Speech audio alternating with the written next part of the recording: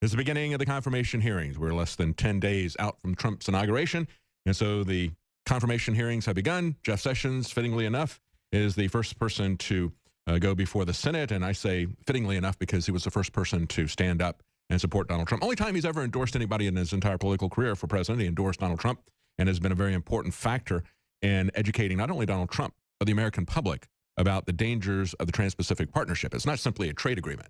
It was a massive grab against our national sovereignty, setting up a multinational committee body that was going to be able to change at will that document, add whoever they wished. It was sold as a move against China. Well, they could have added China on day one to that if they wished.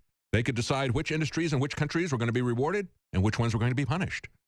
And so that was a massive, massive move towards globalism, removing our sovereignty, removing any say over our own destiny that we might have. So it was a very good thing that he explained that to the public, even though the Senate would not listen to him. Now today, the Wall Street Journal points out that as they're criticizing him over some hearings that he had decades ago, where he was criticized of some civil rights issues, Senator Arlen Specter of Pennsylvania said the only vote that he regretted from his decades in Congress was his vote against confirming Mr. Sessions as a federal judge in 1986, because he had since found him to be egalitarian, he said. And I guess, Arlen Specter, he was the guy that put forward the magic bullet theory for the JFK commission. I guess he didn't regret doing that, putting out that bit of fanciful farce for everybody. But still, over time, people have come to understand who Senator Sessions is, except for Cory Booker. Well, Cory Booker knows who he is, okay? Cory Booker will testify against the deeply troubling political views, he says, of Senator Sessions. He says he's repeatedly stood in the way of efforts to promote and protect Americans' civil rights. Well, that was actually a quote from Senator Patrick Leahy, who previously said that Sessions was wonderful to work with. See, these guys, this is nothing, folks, but politics that they're putting out here. And Sessions says, you know who I am, you know what I believe. And then he came out and said this about law enforcement. This is one of the reasons why so many law enforcement organizations like Sessions. He said, law enforcement as a whole has been unfairly maligned and blamed for the unacceptable actions of a few bad actors. They believe the political leadership of this country has abandoned them. I think that's a fair characterization of what we've seen. And of course, we've seen some outrageous things from the police in certain areas. We've also seen some reports of things that looked very outrageous that when all the evidence came in, the police were exonerated. But the problem is that when we have this overreach that has been encouraged by Barack Obama and others, the true people that need to be purged from the system are not purged from the system. And so that kind of injustice remains. You know, we had Frank Serpico, who talked about corruption in New York City. And he said, look, any organization that you have is filled with people. You're going to have good people, you're going to have bad people. And so the question is the organization going to become better or worse over the period of time? And it becomes better or worse depending on whether you tolerate the bad actors that are in your system or whether you purge them. Now, what Barack Obama and Eric Holder and Loretta Lynch have done is they have demonized all law enforcement categorically because they win by a divide and conquer strategy. They see everybody as groups. And so Cory Booker is coming out and he tells Roll Call, which is a insider publication of Capitol Hill, he actually came out to them and said, we've done the research and we can't find any other example of a senator testifying against a fellow senator in his confirmation hearings. We're going to be the first ones to do that. And they point out in their very first paragraph, they say, this is a move that could firm up Booker's progressive bona fides ahead of a possible 2020 presidential bid. Yeah, because you come out and you play the race card in an unprincipled way, that makes you the beloved representative of the left. Now, I want to play what Rudy Giuliani, who knows Jeff Sessions, said. Here's a clip of Rudy Giuliani. I know Jeff Sessions for 30 years. This man is a completely honest prosecutor. Every one of those senators knows he's not a racist, and they're playing a game. The ones who come up there and do that are really being intellectually dishonest. It is exactly what this is. It's intellectual dishonesty. It is playing a political game. It is doing it for his own personal political advantage. We should remember what Cory Booker did, and we should hold him to this when he runs for president in 4 years. I guarantee you that he's going to run for president in 4 years. Out of all the speakers that were at the DNC, and I was there covering that for InfoWars, he was by far, I thought, the most charismatic speaker. And now he has shown that he has absolutely no moral integrity. He is an unprincipled opportunist. And that's exactly what the left is looking for, especially if he'll play the race card. You see, when people come out and they're constantly breaking people into groups, I think that is exactly the kind of leader that we don't want. Isn't that what they complained about with Donald Trump?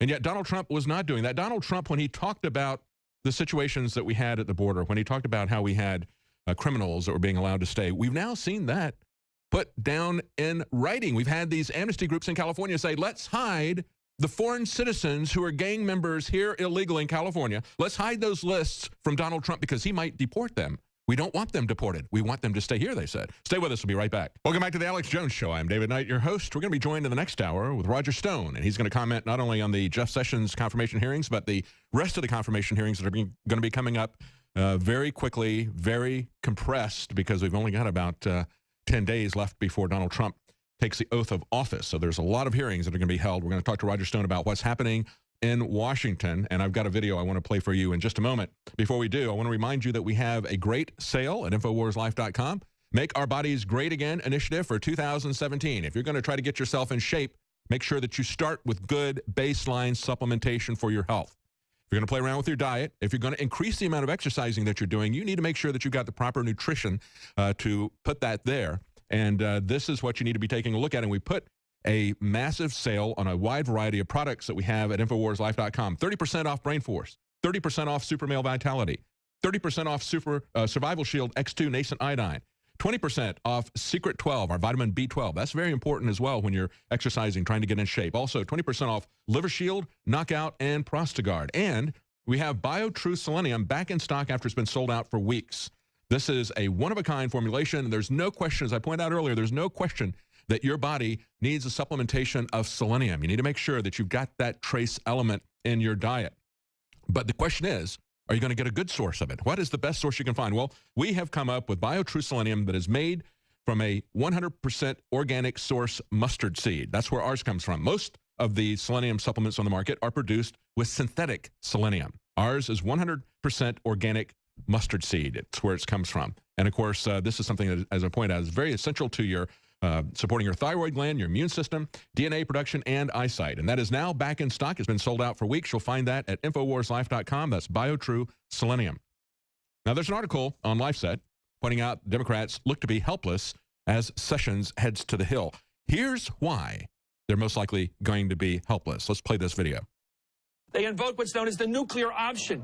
It kills the Republican threat of a filibuster on most presidential appointments. But the bigger message behind the move is clear.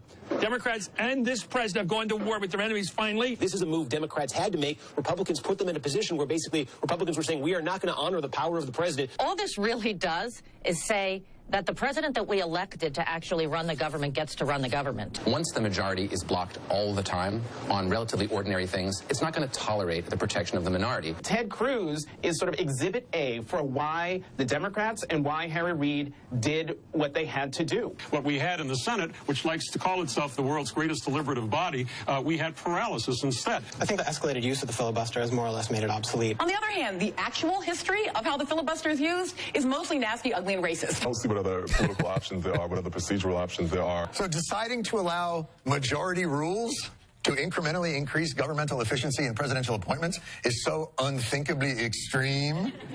It's the nuclear option. They are presenting the picture to the American people that the United States Senate was running as smoothly as it possibly could. Right, and the United States Senate was in fact paralyzed. John McCain said there are now no rules in the Senate. No rules. Actually, now majority rules, you know, almost like a democracy. I think, frankly, Ray, it's long overdue. Even just the reaction to this announcement seems to be one more piece of evidence that, you know, this Republican Party is not interested in doing the business of the country. There you go. That's from the Washington Free Beacon. What are the risks? Well, sure, there's no question that we could come one day to regret this. Yeah. Well, that was 2013. Now the day that they're going to regret this is 2017. Because all this talk about majority rule, yeah, they're going to get it. They're going to get it good and hard. Stay with us. We'll be right back with Roger Stone joining us in the next hour to break this down further.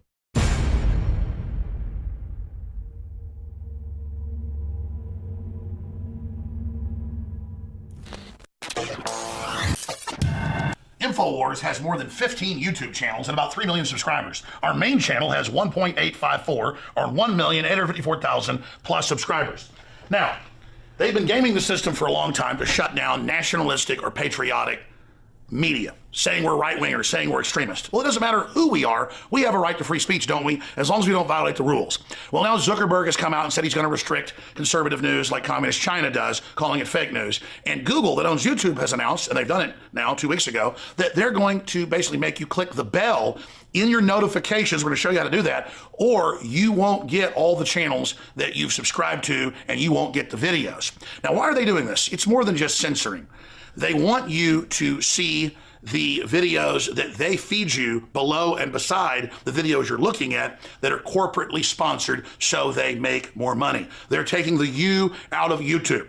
So we're in this information war, and it's more important than ever that you promote the videos, that you like the videos, and that you send them on to others. Because the answer to the attempt to shut us down and restrict free speech that's openly now happening is for us to redouble our efforts. We're winning the culture war as true classical liberals that made this country great. We're restoring the Renaissance. So again, if you want to get our videos, so you can make your decision whether you want to see them or not. After all, that's why you subscribed. YouTube's had this since they started 12 years ago or whatever it was. And they're fundamentally changing it so you don't get it. Ladies and gentlemen, this is promoting fake news and trash news and establishment news. It's killing real independent news. But we, the people, by taking action, can break the back of this system. So please click on the bell so you get the notifications and so you get in your feed the videos and channels you've subscribed to. I'm Alex Jones for Infowars.com.